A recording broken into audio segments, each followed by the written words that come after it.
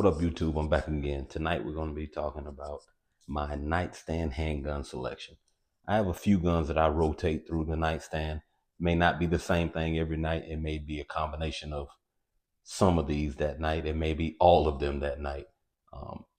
The things that I use for home defense are relatively close to that location. So there's at any given time, there could be something completely different there, or all of them, or some things that I'm not even going to go over that are there. But these are the basics of what I feel comfortable waking up and grabbing if I'm going to choose a handgun to defend my home in the event that something tragic happens. So we're going to start off with something that you've all seen 1,000 times before. You know what it is. I know what it is. It's going to be the Canik TTI Combat, chambered in 9mm. Got the Holosun red dot on it, RMR cut. I normally have a flashlight on it. I don't have it on there right now because I'm actually getting ready to clean that weapon. So all of my bedside or nightstand guns do have lights on them. You may not see a light on everything that's here, but if it's in rotation at that moment, it has a light on it. So just so we can take care of the business, the magazine is empty. That weapon is clear and safe. Yeah, man. The mag extension I have on here came from Springer Precision. Add 3 to the 18 round, one of the 18 round mags that came with it. So it's 21 plus 1. Color's a little bit off, so don't beat me up about that. I know somebody's gonna say it.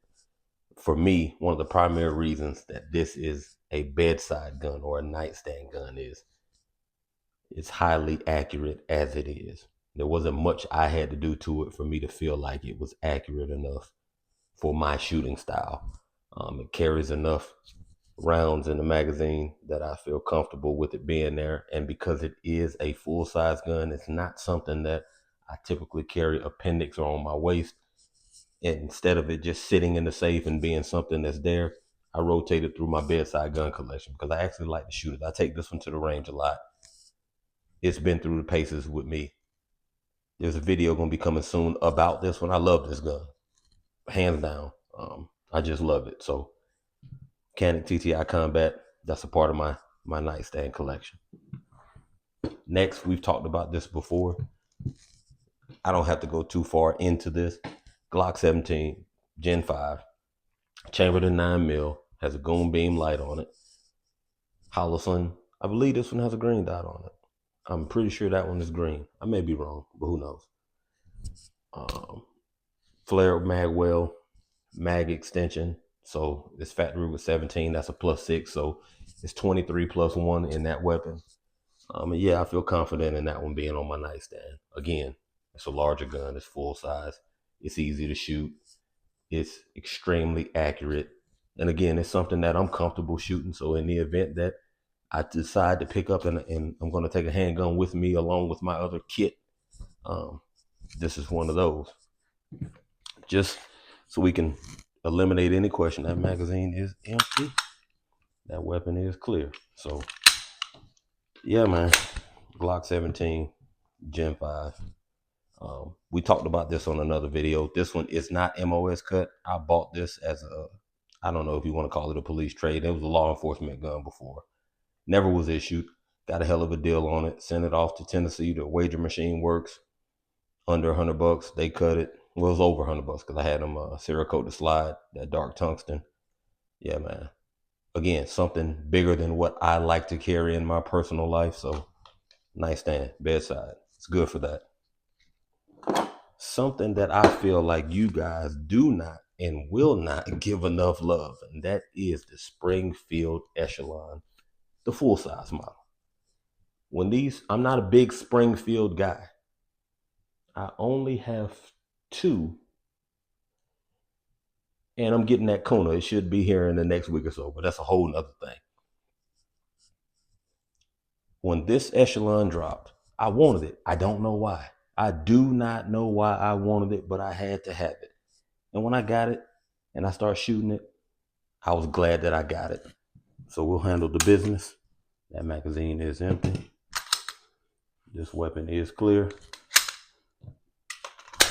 Man, I don't feel like y'all give it enough love. The trigger in that Echelon is outstanding. The grip texture on that Echelon is outstanding. The slide serrations that are there are useful. They have a purpose and they feel good in your hand.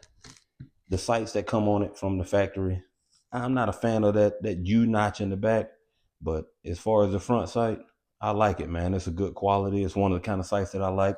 Of course, I have the solid bear on there. Um, just something that I decided to run. This one does have the Surefire on it. Yeah, man, I truly do not understand why this gun is so overlooked. Everybody wants to talk about the comped version or the compact version, but man, like I said, man, this grip texture, this textured area where it's somewhat undercut, the texture that's on the mag release, the built-in ledge right here to rest your thumb or your finger on this side if you're off the trigger or if you're left-handed. Man, there are a lot of great features in this platform out of the box, and it shoots great, man. It just shoots great. Again, y'all know I'm not a trigger snob, but this isn't a Canik trigger, and it isn't the best trigger on the market, but the trigger that's in it, man, minimal take up, man. You hit a define wall, boom. Reset is, it's not as loud or as audible or tactile as some, but man, boom, you there. I really do not understand why people do not give this weapon its just due. Is it the prettiest thing on the market? No, it's not the prettiest thing, but it's modular. It's highly modular. Whatever company it is that you choose to go with, you can get, different. Y'all know I fuck up words sometimes, so I forget what it's called. I'm gonna call it a lower grip module. You can get different grip modules. You can get some that are metal. You get some other color plastic ones. There's a lot you can do with this, man. This is one of those guns that I would suggest to you if you're kind of new to guns and you do want something that's kind of on the larger end, that's reliable. You get 21 rounds in it. It comes, when I bought this one, it came with the one with the extension on it. Then it came with I believe it's 18 round mag. But at the time they had the promotion where you send in your information. They sent me a range bag, sent me 3-4 more mags and a red dot. You can't beat it for under $700. And it shoots, man. And it shoots well and it shoots accurate. I really think y'all need to take a further look into this. Now, I did a video before when I was all the way new to YouTube on this weapon, and I kind of referenced it as the Glock 17 killer. I'm going to step away from that because they are similar in size and a lot of other things, but it's not, nothing will kill the Glock 17 for some people. Now, I have gotten into Glock, so I'm not as biased against them as I once was, but it's not a Glock 17 killer because the motherfucker's a killer on its own. That's a hell of a firearm. That's a hell of a gun, because I don't have people comment on me calling things weapons and guns and firearms. I'm going to call it all of that, whatever comes to my mind at that moment. That's a hell of whatever you want to call it right there. Get that, shoot that, give that a real chance. That mount optics mounting system where you can damn near mount anything without a plate out of the box, man. Don't overlook this. Hell of a bedside gun. I'm going to save the controversy for last. But that kind of tell you what it is. My next one, man. One of my long time guns. I've had this one over 10 years. It's in 40 cal. It's an FNS 40. It's one of those guns that at the time it came out, I saw it. I wanted it. I was coming off deployment, coming back from Afghanistan, flew into the Atlanta airport, got to the closest gun store that I could find, went in there, bought it, carried it on my side for many years. I put my Smith & Wesson and my SIGs that I had at the time to the side for this, man. I just wanted it. I just wanted that FNS 40. I wanted it with the silver slide and the black lower, just so we can handle the business. That magazine is empty. This weapon is clear. And it is dirty because I still carry this one a lot. Magazine is 14. It is, at the time that I got it, I like the fact that it had a safety on it. I'm one of those guys that's not opposed to a safety. I like the fact that it had a safety on it. I like the fact that a left-hand shooter could release the slide and the magazine. It was a lot of things I liked about it. It was the first time that I paid attention to a firearm, a gun, a pistol coming with an interchangeable backstrap. It has that feature. It had grip texture. It has some slide serration that are not deep, but they're there. You can use them. I like the sights that it came with. And these are the original sights that it came with. They're old. They still light up if I put them in the sun or lay them under a light long enough, man, they're gonna light up. Now, this weapon is not perfect, but we've been through our paces. It's never failed me uh, because I've gotten deeper into guns than I was at that point in my life. I understand that I'm really not a fan of the trigger that's in that gun. If there was something that I planned on changing on it, it would be that trigger. There's a company up in North Carolina that cuts the slide for an optic just for this gun, but that's not something that I'm gonna do. I shot it this way for so long, and I'm gonna keep it this way. I'm gonna keep it butt naked. I'm gonna keep it butt naked. That's my baby, man. 40 caliber. That's one of my bedside guns. FNS. It will forever be with me, even when I get old and pass my collection on. This will be the last one that goes. It's gonna stay with me until I close my eyes. I love it. Always have. Now, something else, and this is a project in the works because I haven't had it that long, and I'm still kind of deciding which way I'm going. So I'm trying shit to get the look of shit and the feel of shit. That is the Gen 5 Glock 23 chambered in 40 cal. Now, have the beaver tail backstrap on it, whatever you want to call it. Cheap light that I try on different weapons when I get them. So that's not permanent there. That's something I got off Amazon some years ago, and I interchange it and try it on shit until I get the feel for what it is that I want. So that's kind of my muse of, I got some parts that I put on certain guns that just kind of give me a visual of what it will look like when I get to the final form of it. So that's where we are with that. Again, business handled. The magazine is clear. That's a 13 round 40 cal Glock 23 mag. That weapon is safe. Because I haven't had it that long, but I know it's reliable. I've shot it. I've ran my rounds through it that I need. That's going to be a new addition to the bedside collection. Now, I don't carry many 40 cals or 357 SIGs like I used to, but I'm comfortable shooting them because I only shot that for a long time. So I'm not a real fan of the length of the grip on this one. It's a little short for my liking, but I don't know, maybe it's something with the Gen 5. This one shoots a little bit better than the Gen 4s and the Gen 3s that I've shot. To me, maybe I'm saying it shoots better because it's mine. So I feel that way about the shit that belonged to me. But I like it. It's accurate. The trigger in this feels like no other Glock that I own, and I don't know what it is. It is very responsive. There's not much of that spongy feel, man. You hit the wall, boom, you there. Reset, boom, you there. It's not really much of a roll there that I hear about or I felt on some triggers. I don't feel it on that one. That one responds really well. Something that I'm confident that if I have to pick it up in the middle of the night and something's going bump, it's big enough to knock that bump on out the way. So we're going to do a full video on this one in a couple of weeks because it's getting ready to get stripped down and sent out different places to have different things done. So the next time you guys actually see it, it'll still be black. I'm not doing nothing crazy, but there'll be some things on there that are not on there right now. There'll be a few. The trigger's going to stay the same, but I'm going to put some clothes on it. It won't be butt naked.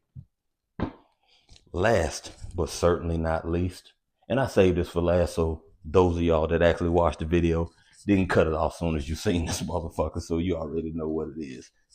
My beloved Sig M18. This is one of my bedside guns. Now, I'm not going to have it facing my head or in a direction where anybody is. Not that I feel like this one is going to go off because I do have the manual safety, but while we're here, this magazine is empty. This weapon is clear and safe. And some of you will probably say this is the safest it's ever going to be because there's nothing in it. So M18, I like it. I like how it shoots. I like how it feels in my hand. I was a SIG loyalist for a long time. I spent my money on it because I wanted it when I got it. And I liked how it shot. I purposely got this one with a manual safety because I wanted a manual safety. I like manual safeties. I don't have a problem with them. I'm kind of glad I got this one with the manual safety because of what came from the P320 platform after the fact. And I feel more confident having this one around because of the manual safety. Now, there's people out there that can say it'll still accidentally discharge, or I ain't getting into all of that. I don't carry it. I'm not going to put an appendix on me. I'm not going to carry it on my waist. I don't carry it on me anywhere. Now, if I just want to take it to the range that day, I'll put it in the car. I might put it in my truck. If I'm getting ready to go to work or go somewhere, I'm just running and I'm going to grab it. But I'm not carrying it. So for the most part, it's in that rotation of things that I'll put by my bedside because it is highly accurate.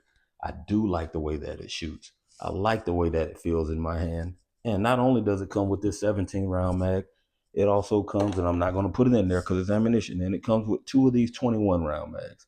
So most of these guns that I keep on my bedside have magazines with an extra capacity other than what came factory. I keep mag extensions in my bedside mags to a certain extent or close by. This is the one for that FNS.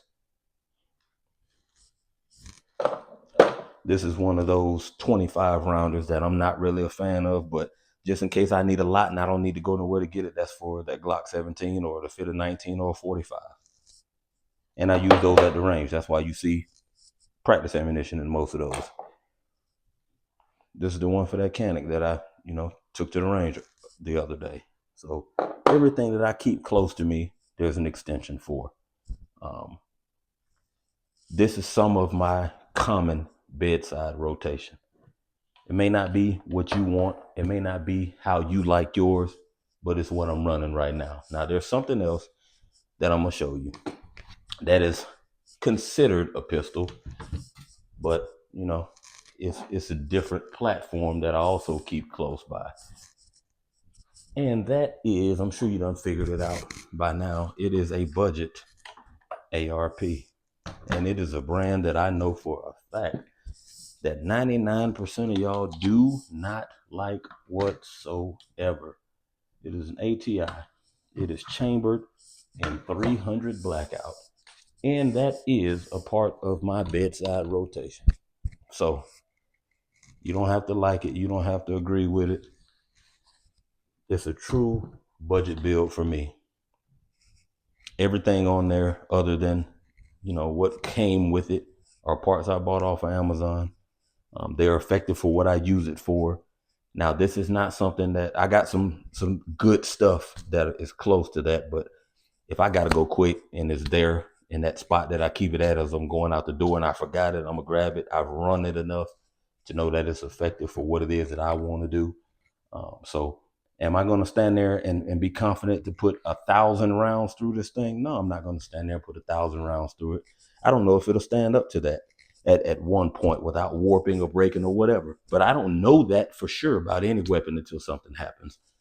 But with the cleaning and changing out of parts and the maintenance I do to it and the way that I maintain it, I'm confident that if some shit hit the fan, I can grab this and do what I need to do. So you might not agree with it, you might not like it, but it's there for me, and that's what I use it for. I appreciate y'all checking me out. Like, share, comment, subscribe. We'll talk later on.